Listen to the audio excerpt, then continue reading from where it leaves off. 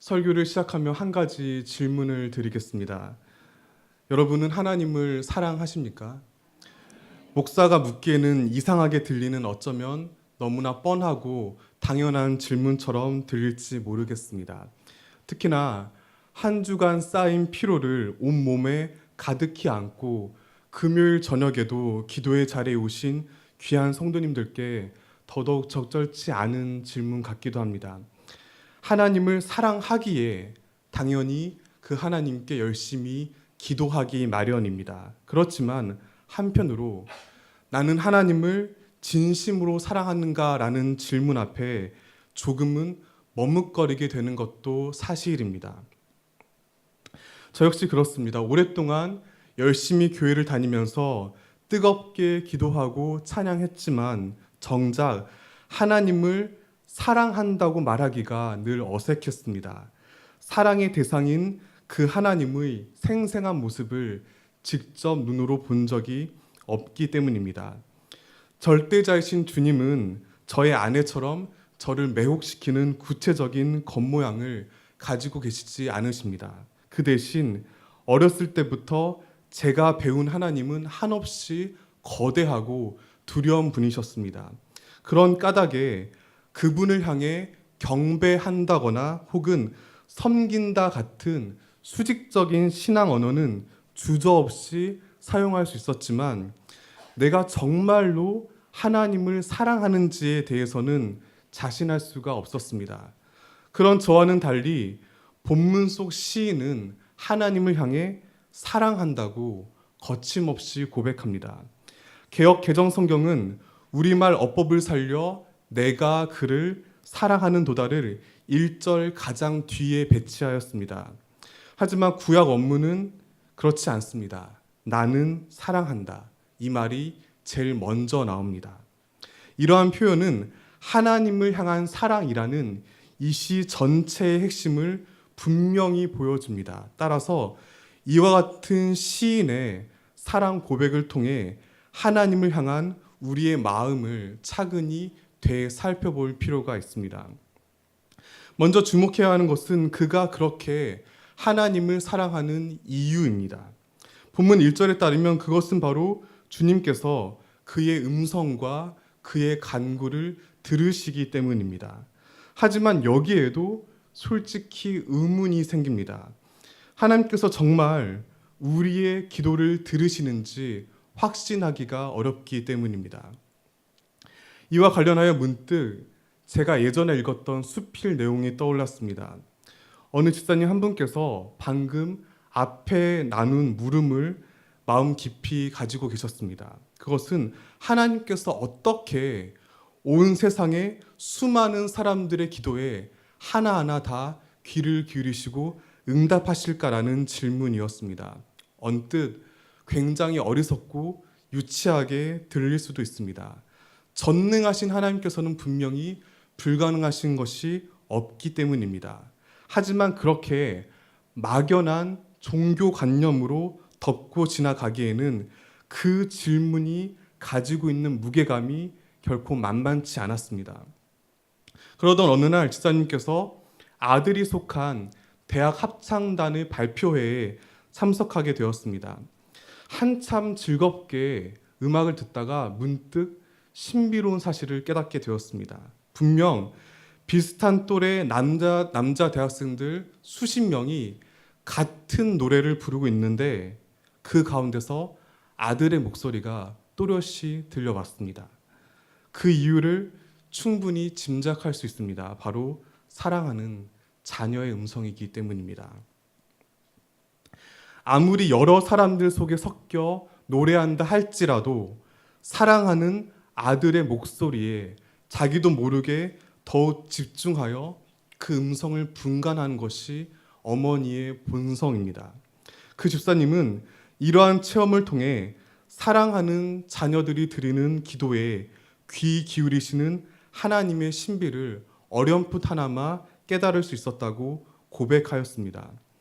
물론 이 이야기가 인간의 기도를 들으시는 하나님의 모습 전체를 완벽하게 설명하지는 못합니다. 다만 그 그림자를 더듬어 가는데 조금은 도움이 됩니다. 즉 하나님께서 사람들의 간구와 애원에 귀 기울이신다는 것은 단순히 그분의 청신경을 자극시킨다는 의미가 아니라 자녀들 한 사람 한 사람에게 집중하시는 이 세상을 향한 주님의 분명한 사랑을 뜻합니다.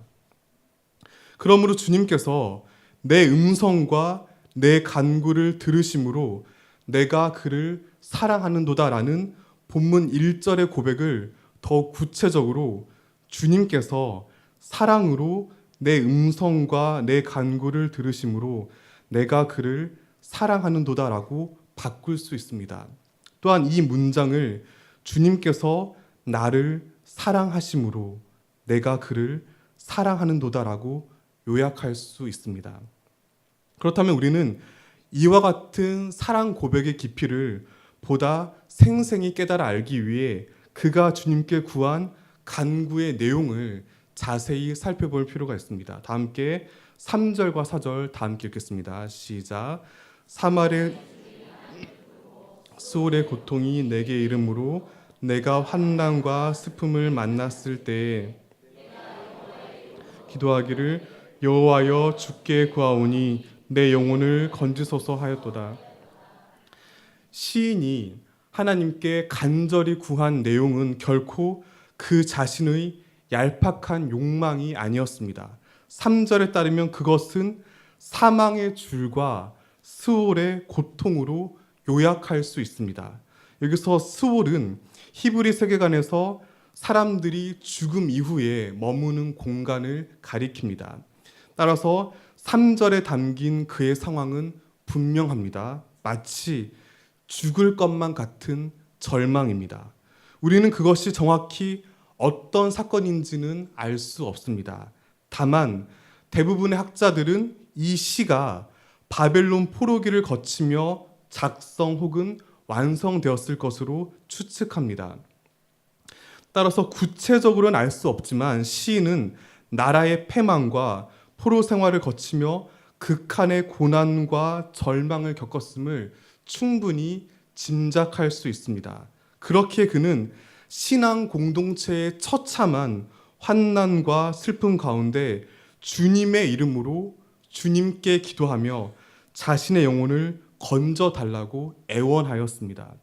그러자 주님께서는 1절의 고백대로 바로 그 음성과 간구를 들어주셨습니다.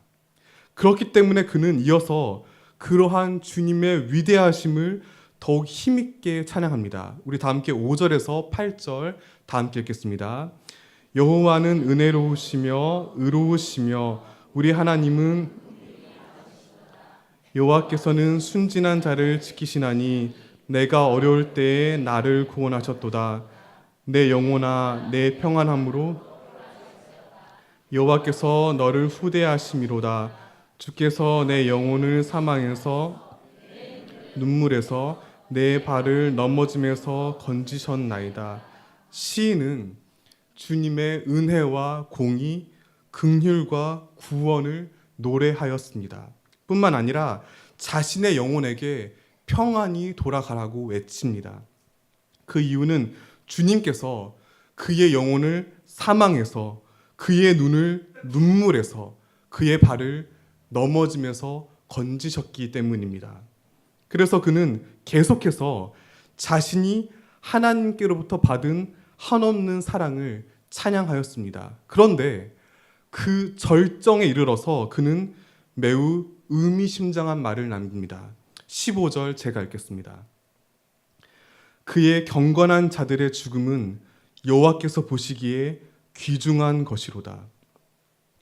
눈썰미 있게 보신 분들은 아시겠지만 시인은 자신이 겪은 고난이 사망에 가까웠음을 3절과 8절에서 이미 2차례나 언급하였습니다. 그만큼 그가 짊어졌던 고통의 무게는 헤아릴 수 없을 만큼 무거웠습니다. 그런 까닭에 그는 그 시련으로부터 구하신 하나님의 은혜를 더없이 찬란하게 외쳤습니다. 그런데 이러한 그 개인의 고백이 15절에 이르러서 경건한 자들, 즉 하나님을 믿고 따르는 모든 성도들에게로 범위가 확장되었습니다. 게다가 죽음과 맞닿은 정도가 아니라 죽음 자체를 이야기합니다. 더욱 놀라운 것은 결론입니다. 그와 같은 경건한 자들의 죽음이 주님께서 보시기에 눈부시게 값지다고 찬양합니다. 이상하지 않으십니까? 얼핏 생각해 보면 하나님께서 성도들을 구해낸 대상인 죽음이 당신의 눈에 추하거나 악하게 보여야 할 것 같습니다. 하지만 정반대로 그 성도의 죽음이 소중한 까닭은 과연 무엇일까요? 주님의 구원은 죽음을 통한 참된 생명과 희망이기 때문입니다. 즉 하나님께서 당신의 자녀들을 죽음에서 건지시는 방법은 결코 죽지 않게 하는 것이 아니라 오히려 정반대로 죽음을 맞이하게 하는 엄중한 역설임을 그는 깨닫게 되었습니다. 그리고 이것은 절대로 그 한 사람만의 일회적인 사건이 아닌 이 땅을 살아가는 모든 사람들에게 수없이 반복되는 분명한 진리입니다. 사랑하는 여러분, 본문 속 시인과 마찬가지로 하나님께서는 우리가 온갖 고통과 시련 가운데 외치는 기도에 귀 기울이시고 구하시는 분이심을 가슴 뜨겁게 고백하시길 바랍니다. 동시에 반드시 명심해야 합니다. 하나님께서 분명히 살아 계시지만 그분께서 은혜와 구원으로 늘 함께 하시지만 그렇다 해서 죽음의 그림자가 우리에게서 비껴가지는 않습니다. 도리어 정면으로 달려들곤 합니다. 그리하여 하나님과의 단절 속에 더 깊은 좌절과 상실에 빠지기도 합니다. 그러나 성도들의 죽음을 귀하게 여기시는 주님께서는 우리를 절대로 절망 속에 가만히 내버려 두지 않으시고 끝내 구하십니다. 이것이 바로 하나님께서 당신의 백성들을 살리시는 방법입니다. 그리고 그 구원의 절정을 십자가에서 발견할 수 있습니다. 살아계신 하나님의 아들이 나무에 매달려 끔찍하게 죽임당하셨습니다. 그분 역시도 죽음을 피하지 못하셨습니다. 오히려 그 누구 못지않게 철저히 숨을 거두셨습니다. 하지만 그 십자가는 마침내 이 땅에 부활의 생명과 희망을 열어준 은총의 통로가 되었습니다. 그러므로 예수 그리스도의 십자가와 부활을 바라보며 하나님께서 여러분에게 응답하시고 구원하시는 그분만의 고독하고 치열한 뜻을 마음에 분명히 새겨야 합니다. 하나님을 믿는다고 해서 모든 일들이 기적처럼 잘 풀리지 않습니다. 우리의 기대와 바람이 원하는 만큼 성취되지도 않습니다. 열심히 기도하는 것 자체가 성공을 보장하지도 않습니다. 오히려 신실한 신앙을 가지고 있음에도 불구하고 도무지 이해할 수 없는 시련을 겪을 때가 훨씬 더 많이 있습니다. 종종 도저히 납득할 수 없는 절망과 허무함 속에 허우적거리기도 합니다. 때때로 악랄한 음해를 겪기도 합니다. 또한 번번이 반복되는 실패 가운데 괴로워하기도 합니다. 그리고 심지어는 그 깊은 죽음의 한복판에서 하나님의 살아계심을 처절히 되묻고는 합니다. 그렇지만 결코 잊지 마시길 바랍니다.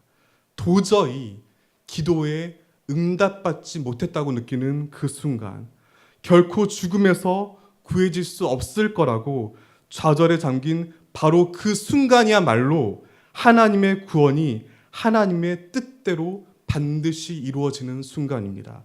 그것이 바로 십자가와 부활이 우리에게 알려주는 찬란한 복음이자 오늘 함께 읽은 시편에서 시인이 절절히 노래하는 하나님 사랑의 핵심입니다.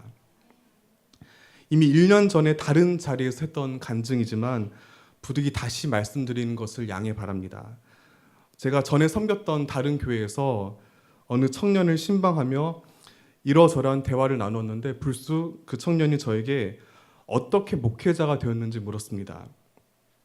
이 자리에 계신 목사님들 다들 공감하시겠지만 왜 신학을 공부했느냐 혹은 왜 목사가 되려 했느냐 이런 종류의 질문은 정말 제가 수백 번도 넘게 들었던 질문입니다. 그런데 그날은 왠지 그 식상한 물음표가 제 심장을 예리하게 찌르는 것 같았습니다. 돌이켜보면 제가 본격적으로 목사가 되기로 결심했던 것은 고등학교 1학년 여름방학 때였습니다. 수요기도에서 열심히 기도하다가 불쑥 제 내면 깊이 내가 나의 말씀을 전하기 원한다라는 음성을 들었습니다. 저는 지금도 그 메시지가 명확한 하나님의 목소리라고 자신하지 못합니다. 어쩌면 그것은 저의 망상일지도 모릅니다. 하지만 분명한 사실은 그 이후 제가 목사가 되고 싶다고 계속 기도했다는 사실입니다. 그리고 그 생각은 한순간에 우발적인 사건으로 그치지 않고 점점 더 구체적으로 실현되었습니다. 그래서 결정적으로 장신대 신학과 외에는 다른 학교는 아예 갈 수 없는 상황이 되어서 고등학교를 졸업하고 곧바로 신학을 공부했습니다. 그러면서 저는 제가 목사가 되고 싶어 한다는 것을 점점 인정하였습니다. 그래서 고등학교 1학년 여름방학 때 들은 그 음성은 하나님께서 저로 하여금 목사가 되고 싶어 하는 소원을 마음에 주시고 그것을 스스로의 입술로 구하게 하고자 주신 부르심의 씨앗이라는 것을 오랜 시간에 걸쳐 깨닫게 하셨습니다. 그러나 현실은 녹록지 않았습니다. 저는 목사가 되고 싶어 하면 할수록 제가 결격 사유가 무척 많다는 잔인한 사실을 인정하게 되었습니다. 누가 봐도 목회자로서 정말 부적격한 사람이었습니다. 여러 가지가 있지만 우선 저는 신장이 약해서 무대 공포가 심했습니다. 또한 지금 웃으시지만 전 심각했습니다. 또한 언어 치료까지 받을 정도로 발음 기관에 문제가 있었습니다. 정확한 발음과 어조로 나름대로 이렇게 사람들 앞에서 이야기하려면 지금도 남들보다 몇 배의 준비와 노력이 필요합니다. 그래서 아마 저는 우리나라에서 가장 말이 어눌한 목사일 겁니다.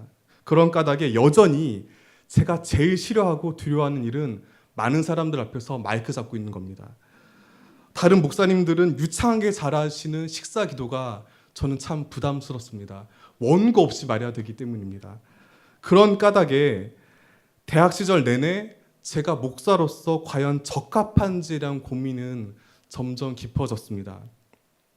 다행히 감사하게도 신학대학원에서 무리 없이 신학훈련과 목회훈련을 계속 이어가면서 앞서 얘기한 문제들은 어느 정도 해결이 되었습니다. 그래서 조금은 자신감을 가진 채로 졸업하였습니다. 하지만 그 이후 차마 이 자리에서 말 못할 온갖 상처와 좌절을 겪었습니다. 마치 온 세상이 저에게 너 이래도 목사 될래라고 윽박지르는 것 같았습니다. 그렇지만 그런 시간들 역시 묵묵히 지나서 어느새 정신 차리고 보니 안수를 받고 부족하나마 목사로서 여러 소임을 감당하고 있었습니다. 그러한 긴 여정 끝에 한 청년으로부터 어떻게 목사가 되셨느냐라는 질문을 듣는 순간 저는 문득 깨닫고 또 고백할 수밖에 없었습니다. 그것은 바로 하나님께서 이 연약한 종의 기도에 귀를 기울이셨다는 사실입니다. 목사가 되고 싶다는 한 소년의 기도에 주님께서는 주님의 방법으로 응답하셨습니다. 물론 그렇다고 해서 그 모든 과정들이 그림처럼 아름답고 순탄하고 극적으로 이어지지는 않았습니다. 하나님께 구한 모든 것들이 전부 이루어진 것도 원했던 결과를 즉각 얻은 것도 아니었습니다. 그 대신 저는 이루 말할 수 없는 절망과 비참함에 사무쳐 눈물로 많은 시간을 보냈습니다. 그러나 하나님께서는 저를 향한 당신의 뜻을 제가 도저히 상상할 수 없는 방식으로 이루어 가셨습니다. 그리하여 수도 없이 자포자기하며 주님을 원망했지만 마침내 저를 이 과분한 자리에 세우셨습니다. 물론 아직도 너무나 미흡하지만 제 역할과 책임을 나름대로 감당할 수 있도록 적절한 힘과 도움을 날마다 채워주셨습니다. 제가 목사로서 너무나 부적격하다고 생각했던 모습들이 오히려 겸손히 주님을 따르는 종으로서 적격하게 만드시려는 은혜임을 비로소 깨닫게 하셨습니다. 따라서 여러분들은 잘 눈치 못 채시겠지만 저는 설교하려 강단에 설 때마다 매번 작은 기적을 경험합니다. 하나님께서 제 음성과 간구를 들으시는 분이라는 진리를 떨리는 목소리로 고백하게 됩니다. 이는 분명 저만의 경험과 은혜가 아니라고 굳게 믿습니다. 하나님께서 우리 모두의 기도에 귀 기울이시고 반드시 응답하십니다. 다만 그분의 때와 방법이 인간의 어리석은 기대와 어긋날 뿐입니다. 그래서 심지어 죽음 한복판에서 고통에 겨운 눈물을 흘리기도 합니다. 하지만 그의 경건한 자들의 죽음을 귀중하게 보시는 주님께서 깊은 섭리 가운데 가장 합당한 길로 지금까지 이끌어 오셨고 앞으로도 이끌어 가심을 항상 신뢰하시길 바랍니다. 그리고 그 믿음 가운데 우리 삶을 통해 주님의 이름을 부르며 감사의 찬양과 예배를 드리시길 바랍니다. 하나님께서 분명 그 모든 경배를 받으시고 우리의 앞날을 가장 선하고 올바른 길로 이끌어 가시기 때문입니다. 설교를 시작하며 드린 질문을 다시 하겠습니다. 여러분은 하나님을 사랑하십니까? 실망을 드린 거라면 정말 죄송하지만 저는 아직도 어쩌면 평생 하나님을 사랑한다고 자신 있게 말하지는 못할 것 같습니다. 그러나 그럼에도 감히 고백할 수 있는 것은 하나님께서 저를 사랑하셔서 제 삶 깊숙이 다가오시어 제 기도에 귀를 기울이시고 응답하신다는 사실입니다. 그러므로 그 은혜를 의지하여 떨리는 목소리로 조심스레 주님을 사랑하겠노라고 사랑해 나가겠다고 다짐하게 됩니다. 부디 이러한 고백과 찬양이 우리 삼덕교회 안에 더욱더 온전히 흘러넘치기를 온 마음 다해 소망합니다. 끝으로 본문 1절 말씀을 세번역 성경으로 읽어드리고 설교를 마치겠습니다. 주님께서 나의 간구를 들어주시기에 내가 주님을 사랑합니다.